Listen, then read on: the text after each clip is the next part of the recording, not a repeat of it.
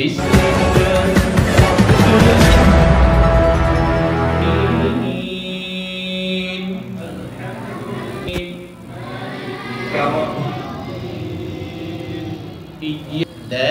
الكتاب لا ريب فيه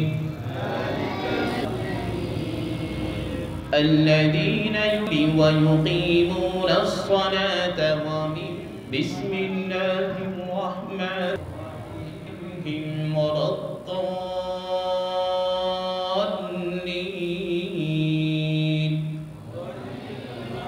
সেই শিখরে আমাদেরকে পৌঁছাইতে হবে, আমাদেরকে জাতির দেশ রক্ষার হাল ধরতে হবে। বিভিন্ন প্রতিষ্ঠানের মধ্য দিয়ে দ্বীনি মাদারিস প্রতিষ্ঠা হয়েছে।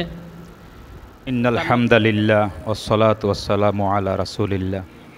মেয়েরা যেন পৃথকভাবে সহশিক্ষা নয়, পৃথকভাবে যেন দিন শিখতে পারে, এজন্যই এই মহিলা মাদ্রাসাগুলো খুবই দরকার।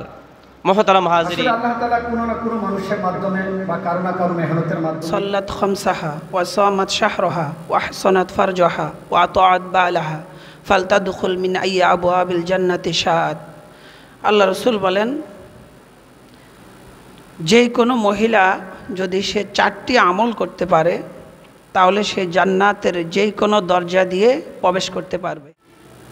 এই মাদ্রাসাটা পরিচালনা করেছে। দৃষ্টি আকর্ষণ করে একটি কথা বলবো, আমরা অনেক সময় মনে করি প্রতিষ্ঠানে বাচ্চা দিলেই সফল হওয়া যায়, এমনটা না। প্রতিষ্ঠান যেমন গুরুত্ব দিবে, আমরা অভিভাবকরা তেমন গুরুত্ব দিত।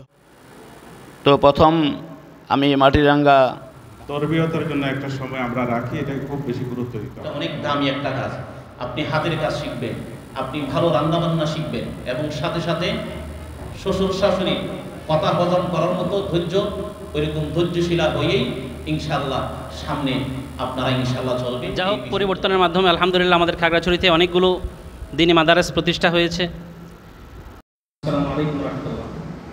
আসলে আল্লাহ তাআলা কোনো না কোনো মানুষের মাধ্যমে বা কারো না কারো মেহনতের মাধ্যমে দিনই কাজগুলো আঞ্জাম দিয়ে উঠায়। মারা যদি পর্দাশীল হয় তাহলে তার সন্তানটাও কি হবে? পর্দাশীল হবে।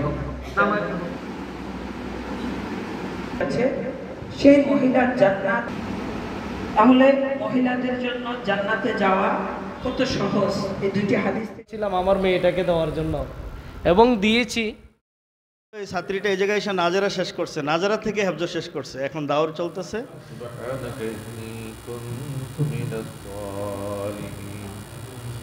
রব্বিরহামহুমা কামা রাব্বায়ানি সগীরা। রব্বুল আলামিন, আমরা কতিপয় গুনাহগার গোলাম, আয় আল্লাহ